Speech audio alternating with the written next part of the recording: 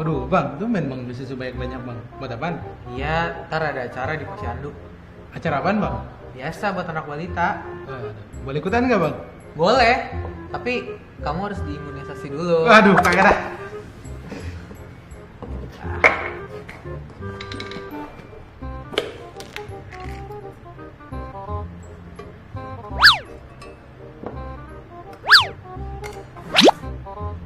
Dek. Abang minta tolong dong.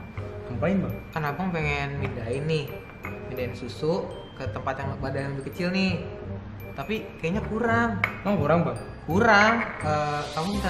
Abang minta tolong beliin dong wadah kayak gini. Nah, terus ini yang besar, diameternya 14 cm. Terus tingginya 20 cm.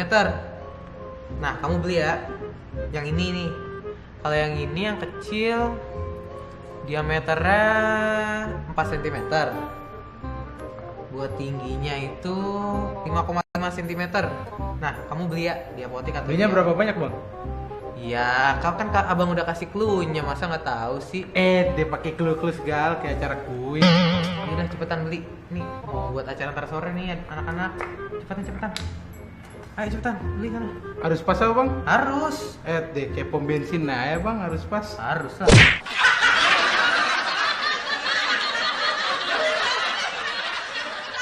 Halo sahabat edukasi, itu tadi dua laki-laki abang dan adek yang sedang bingung bagaimana membawa susu dalam ukuran yang lebih-lebih kecil ke Posyandu. Luar biasa ya sekarang ya, ada dua laki-laki pengurus Posyandu sekarang. Saya juga gitu semenjak jadi bapak, sering sekali akrab saya dengan Posyandu. Ya, akrab saya dengan susu-susu bayi. Dan ternyata susu-susu bayi itu kan ada yang kotak, karton.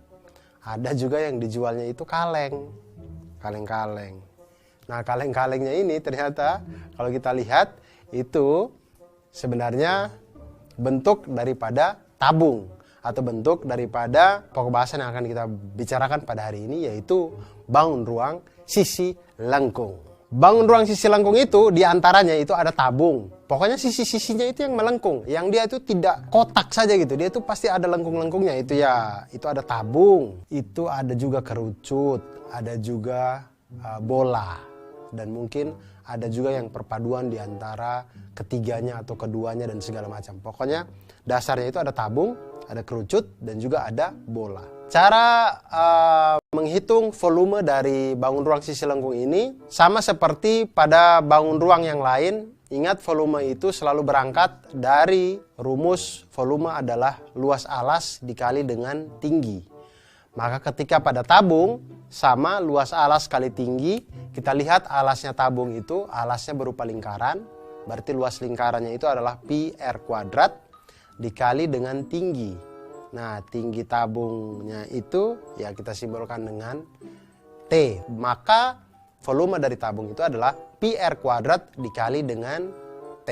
Nah, sekarang kita lihat ke permasalahan yang tadi ya. Dua kakak beradik tadi. Ada kakaknya itu membeli dua kaleng susu bubuk dengan ukuran diameternya 14 cm dan tingginya 20 cm.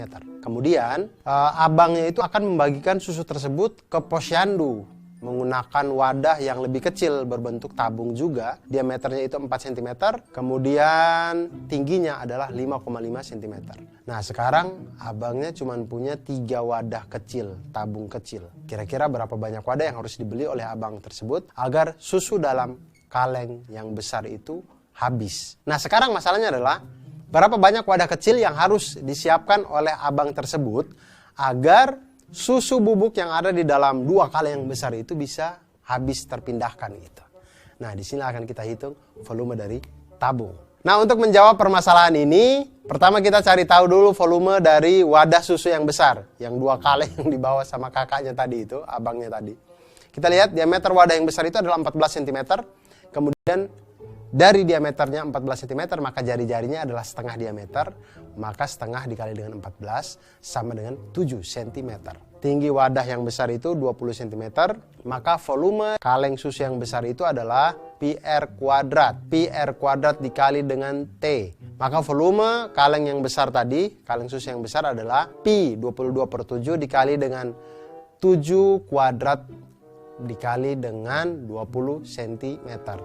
Hasilnya adalah 3080 cm kubik. Nah, kemudian kita lihat volume dari wadah yang kecil. Volume dari wadah yang kecil itu diameternya sebesar 4 cm. Jari-jarinya maka setengah dikali 4 sama dengan 2 cm. Kemudian tinggi wadah yang kecil itu adalah 5,5 cm. Maka volume dari wadah yang kecil adalah pi R kuadrat dikali T sama dengan 22/7 dikali dengan 2 pangkat 2 dikali dengan 5,5 sama dengan 69,08 cm kubik. Nah, di sini kemudian baru kita bagi volume yang besar dengan volume yang kecil. Maka volume yang besar itu adalah 3080 cm kubik dibagi dengan 69,08 cm kubik sama dengan 44,58. Nah, sedangkan jumlah wadah itu kan tidak mungkin koma-koma, semuanya itu harus bulat.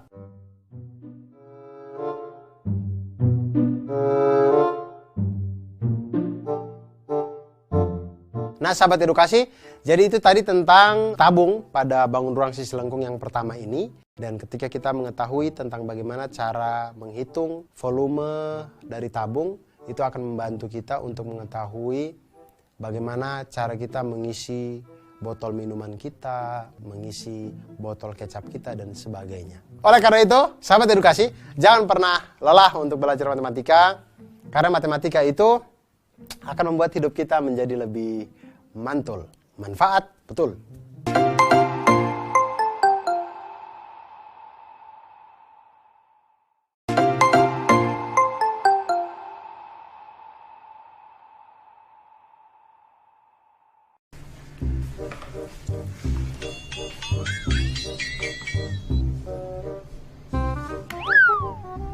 Waduh, belum sembuh. Masih hangat nih. Belum sembuh udah keluar dari rumah sakit. Sep, lagi ngapain sih? Aku lagi pengen ngias nih. Oh, ngias kaleng. Yoi, aku pengen ngias kaleng. Tapi kok kamu cuma ngeliatin kalengnya doang? Aku lagi ngukur. Ngukur? Iya. Ukurannya berapa? Ini lagi ngukur, Bapak. Santai dong. Oh iya, San. Kamu mau nggak bantuin aku? Bantuin apaan? Ngias ini pakai kertas kado. Enggak? Ya, pergi.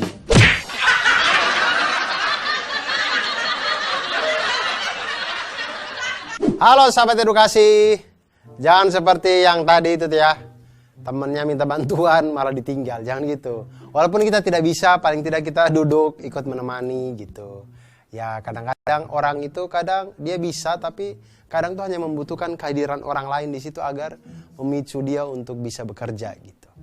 Jadi jangan langsung ditinggalin gitu. Tapi kalau saya di situ kayaknya saya tinggalin juga, ngapain sih dia? Tiba-tiba datang ngeliat botol, ngeliat kaleng dan segala macamnya. Tapi ternyata memang sekarang itu ada usaha-usaha. Saya lihat ya di pasar-pasar malam gitu ada orang yang jual kaleng-kaleng bekas, tapi dihias sedemikian rupa sehingga dia tuh sisi-sisinya ya dihias segala macam, dari tutup segala macam, jadi celengan-celengan yang keren gitu. Nah ternyata kalau kita membuat seperti itu juga kita bisa mulai menghitung berapa banyak bahan yang bisa kita siapkan untuk menghias seluruh sisi tabung itu, seperti yang dilakukan di video yang tadi. Nah, ternyata kalau kita mau menghitung itu semua, itu kita akan berhadapan dengan konsep lain dari tabung yang selain dari volume, yaitu luas permukaan tabung. Luas permukaan, ingat, sekali lagi sahabat edukasi, kalau kita berbicara tentang luas permukaan, berarti kita menghitung seluruh sisi yang terlihat dari sebuah atau suatu bangun ruang. Semua sisinya kita hitung. Jadi kalau kita berbicara tentang tabung, maka yang kita hitung adalah mulai dari alas berbentuk lingkaran, tutup berbentuk lingkaran, kemudian sisi-sisi selimutnya. Yang kalau kita panjangkan itu, dia sepertinya berbentuk kotak, entah persegi panjang gitu. Nah, kita lihat sekarang, berarti luas permukaan tabung itu adalah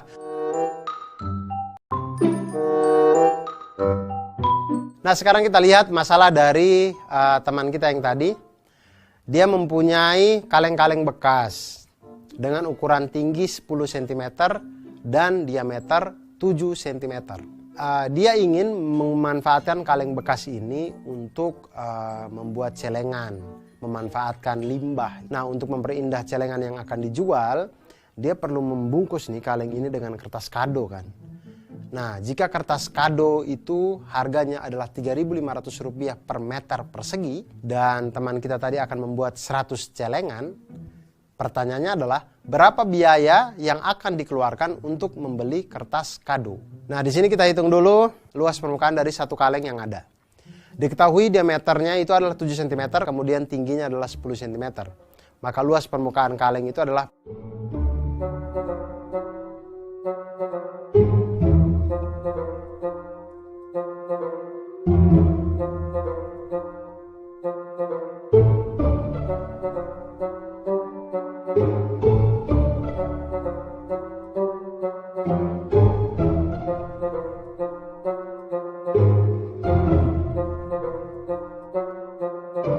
maka total biaya yang dikeluarkan oleh teman kita untuk membeli kertas kado semuanya itu untuk bisa membungkus kaleng ini adalah Rp3.500 per meter persegi dikali dengan 3 meter persegi sama dengan Rp10.500.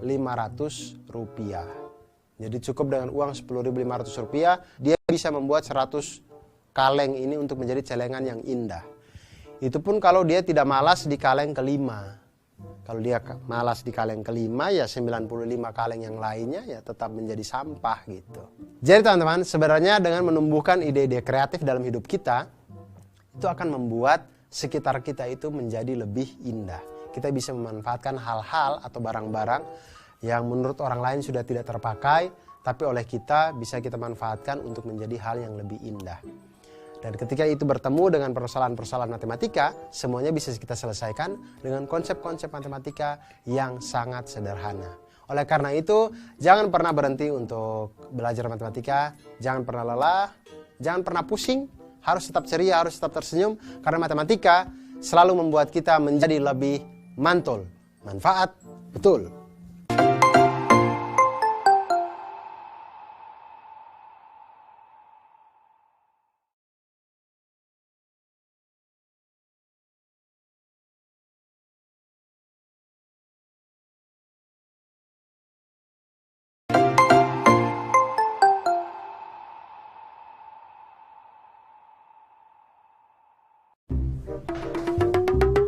Ya, terus. Op. Kiri dikit. Iya. Siapa ya? Oh, mau pesen apaan? Tumpeng. 100. Gak kebanyakan tuh. Iya. Oke, sip. Parkir bang. Parkir. Duit mau datang. Siapa tuh yang nelfon? Pak Zulkifli. Iya. Ngapain dia? Mau mesen tumpeng 100. Tumpeng mini. Ya. Ukurannya berapa bang? Kira-kira segini sih. Kerucut. Kira-kira berapa liter beras ya buat bikin 100 tumpeng mini? Waduh bang, kita mah kagak tahu bang. Kita kan nggak pernah bikin nasi tumpeng bang. Ah, kan abang suruh ngitung, bukan bikin. Yalah bang, udah capek ini kita bang. Dari tadi kerja.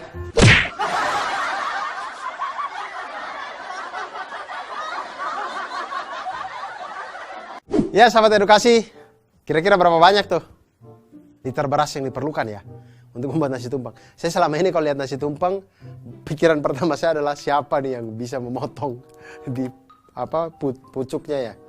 Paling atas itu siapa nih yang pertama kali yang akan dikasih bagiannya. Saya tidak pernah berpikir berapa banyak liter beras yang dibutuhkan untuk membuat tumpeng itu.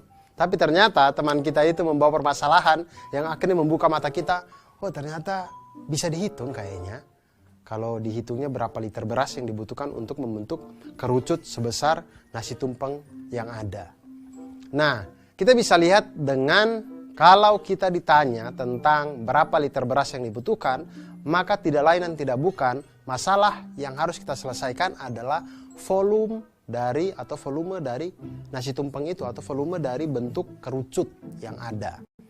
Dengan tinggi dan jari-jari yang sama, itu volume kerucut itu sama dengan sepertiga dari volume tabung.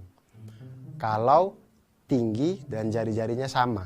Nah, sedangkan volume kerucut kalau tinggi dan jari-jarinya tidak sama, volume kerucut itu adalah sepertiga dikali dengan luas alas dikali tinggi. Nah, luas alas kita tahu kerucut itu punya alasnya itu adalah lingkaran, maka sepertiga dikali dengan pi r kuadrat dikali dengan tinggi kerucut dikali dengan T. Nah, sekarang kita lihat masalah dari teman kita yang tadi. Dia ingin membuat nasi tumpeng sebanyak 100 buah. Dengan setiap tumpeng itu ukuran diameternya adalah 7 cm dan tingginya 12 cm. Jadi tumpengnya itu 100 buah.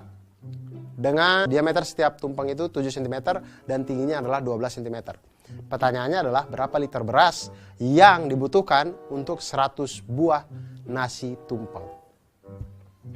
Di sini kita hitung dulu per tumpengnya. Kita hitung dulu satu tumpeng. Volume satu tumpeng. Diketahui ya, diameternya itu 7 cm. Kemudian jari-jarinya adalah setengah dikali dengan 7 cm sama dengan 7/2 cm. Kemudian tinggi dari nasi tumpeng itu adalah 12 cm. Maka volume dari satu nasi tumpeng itu adalah 1/3 dikali dengan pi r kuadrat dikali dengan T sama dengan 1/3 dikali 20/27 dikali dengan 7/2 kali 7/2 kali dengan tinggi yaitu 12 cm. Hasilnya adalah 154 cm kubik. Kalau kita konversikan ke desimeter kubik menjadi 0,154 desimeter kubik atau sama dengan 0,154 liter. Untuk satu tumpeng itu dibutuhkan 0,154 liter beras. Maka untuk 100 tumpeng dibutuhkan 0,154 dikali dengan 100 sama dengan 15,4 liter. Jadi 15,4 liter untuk membuat 100 nasi tumpeng. Nah, sahabat edukasi, jadi itu tadi tentang volume kerucut. Jadi kalau kita berbicara atau belajar tentang volume atau bangun ruang sisi lengkung ini, akan semakin banyak hal yang bisa kita selesaikan di dalam kehidupan sehari-hari. Karena bangun ruang di dalam kehidupan kita itu tidak hanya bangun ruang sisi datar, tapi juga bangun ruang sisi lengkung. Dan kita juga bisa menjadi pedagang untuk menghitung liter beras di dalam nasi tumpeng. Jadi kalau ada acara-acara kita tidak pesan nasi tumpeng lagi, tapi kita bikin sendiri nasi tumpengnya. Nah, sahabat edukasi, mudah-mudahan kita jadi semangat untuk membuat nasi tumpeng, lalu semangat juga untuk belajar matematika.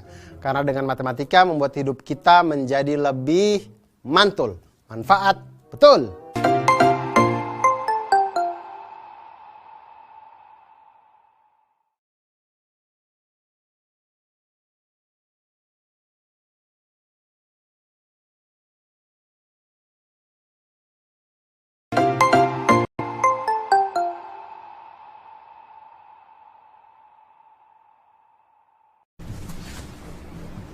Guys, ini tugas kita ngecat rumah gimana? Chat tinggal chat. Iya, santai aja. Tinggal lihat bentuknya. Kalau masalah bentuknya mah kayak peluru, tau nggak? Nih, aku ada gambaran nih. Wah, tuh. Masa bentuk rumahnya kayak peluru, kan lucu. Oh, ini mah setengah bola, ininya tabung. Sama aja itu mah. Ukurannya berapa itu? Itu ukurannya udah ada di sini. Oh iya. Jari-jarinya 3,5 meter buat bola, terus tinggi tabungnya 3 meter. Terus jendelanya 4 meter. Oh, I see. Tapi kira-kira berapa ya biaya untuk pengecatannya? Pengecatannya kira-kira sih per meter tuh 50.000.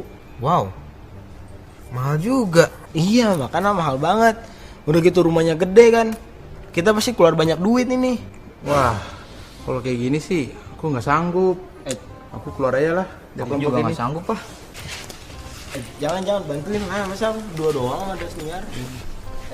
Jangan dap. Udah. Ya, Dap sama Safety pergi.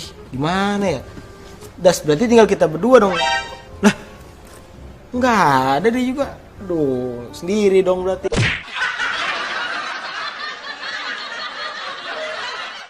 Nah, sahabat edukasi, Itu tadi teman-teman kita ya, mereka sedang berkumpul kemudian berdiskusi bagaimana cara mengecat. Padahal ternyata yang mereka itu tidak disuruh ngecat ya, mereka itu disuruh untuk menghitung berapa banyak biaya yang akan dibutuhkan untuk membeli cat dan mengecat gedung yang ada. Tapi mereka sudah lari duluan karena dipikirnya disuruh ngecat. Nah teman-teman, ketika kalau kita lihat bentuk dari gedung ini merupakan bentuk bangun ruang Siselengkung yang mana di situ terdiri dari tabung di temboknya, kemudian atapnya itu setengah bola seperti kubah. Nah ini terdiri dari tabung dan juga bola. Nah bangun ruang Siselengkung yang seperti ini kalau kita mau menghitung luas permukaannya, maka kita menghitung luas permukaan dari tabung dan juga bola. Nah untuk mengetahui itu kita tahu bahwa luas permukaan dari bola itu adalah 4 pi r kuadrat. Maka luas permukaan dari setengah bola adalah setengah dikali dengan 4 pi r kuadrat. Itu menjadi 2 pi r kuadrat. Nah kemudian luas permukaan tabung. Luas permukaan tabung itu seperti yang kita tahu tadi sama dengan luas alas ditambah dengan luas tutup ditambah dengan luas selimut. Itu sama dengan pi r kuadrat ditambah dengan pi r kuadrat ditambah dengan 2 pi r kali T. Nah selanjutnya kita lihat bentuk dari gedung yang ada. Jadi gedungnya itu berbentuk tabung kemudian atapnya kubah setengah bola. Jika jari-jari lingkaran dalam rumah itu adalah 3,5 meter dan tinggi dinding adalah 3 meter. Sedangkan luas bagian pintu dan jendela seluruhnya 4 meter persegi. Dan biaya pengecatan adalah Rp50.000 per meter persegi. Berapakah uang yang harus dikeluarkan oleh pemiliknya untuk membayar biaya pengecatan gedung tersebut? Nah kita lihat ya, tingginya itu 3 meter. Itu adalah tabung tanpa alas dan tutup. Karena yang kita cat hanya temboknya. Plafonnya tidak perlu kan. Lantainya juga tidak perlu. Jadi temboknya saja tanpa alas dan tanpa tutup. Kemudian bentuk atapnya itu adalah bentuk setengah bola. Nah maka kita harus hitung dulu pertama luas selimut tabung. Kemudian dengan luas permukaan setengah bola. Kita ketahui jari-jari bola itu 3,5 atau 7/2 meter. Kemudian tinggi tabung itu adalah 3 meter. Kemudian luas bagian pintu dan jendela seluruhnya 4 meter persegi. Biaya pengecatan itu adalah Rp50.000 per meter persegi. Kita hitung dulu pertama, luas selimut tabung itu sama dengan 2 pi r dikali tinggi sama dengan 2 dikali 22/7 dikali dengan 7/2 dikali dengan tinggi 3 meter. Luas selimut tabung sama dengan 22 dikali 3. Maka luas selimut tabung sama dengan 66 meter persegi. Nah, luas jendela dan pintu itu adanya di tembok ya, ada di tembok, ada di selimut tabung ini. Itu adalah 4 meter persegi.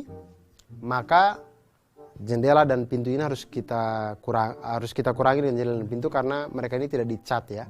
Maka luas yang dicat adalah 66 meter persegi dikurangi dengan 4 meter persegi sama dengan 62 meter persegi. Nah selanjutnya temboknya kita sudah tahu luas dari tembok. Sekarang kita menghitung luas dari atapnya. Atapnya itu berbentuk setengah bola. Dengan luas permukaan setengah bola itu adalah setengah dikali dengan 4 pi r kuadrat. Maka luas atapnya itu adalah setengah dikali dengan 4 dikali dengan 22/7 dikali dengan 7/2 kali 7/2. Maka luas permukaan setengah bola sama dengan 77 meter persegi. Maka dari ini kita bisa menghitung biaya pengecatannya. Jadi biaya pengecatannya itu adalah luas permukaan selimut tabung, luas permukaan tembok, ditambah dengan luas atapnya, kemudian dikalikan dengan biaya pengecatan per meter persegi. Nah didapatkanlah 62 meter persegi ditambah 77 meter persegi dikalikan dengan Rp50.000 per meter persegi. Itu didapatkan sama dengan 139 meter persegi dikali dengan Rp50.000 meter persegi. Didapatkanlah hasilnya adalah Rp6.950.000. Jadi agar bangunan ini semuanya itu bisa dicat dengan baik, maka pemiliknya harus mengeluarkan uang sebesar Rp6.950.000. kurang 50.000, 7 juta tuh. 50.000-nya buat anak-anak yang tadi yang duduk-duduk dan menghitung ini semua untuk beli gorengan dan segala macamnya. Semangat Pak untuk mengecat, semangat, semangat. Itu dia tadi bagaimana kita menghitung luas permukaan dari bangun ruang sisi lengkung yang itu terdiri dari tabung dan juga setengah bola. Dan masih banyak bentuk-bentuk bangun ruang sisi lengkung di dalam kehidupan kita yang itu kombinasi dari beberapa bangun ruang sisi lengkung. Entah itu tabung dan kerucut, entah itu tabung dan bola, entah itu bola dan kerucut, dan macam-macamnya. Semuanya itu tergabung dan terkombinasi, dan itu semua bisa kita hitung dan mempermudah pekerjaan kehidupan kita sehari-hari. Dan sahabat edukasi, tetaplah terus belajar matematika, karena dengan matematika membuat hidup kita menjadi lebih mantul. Manfaat, betul!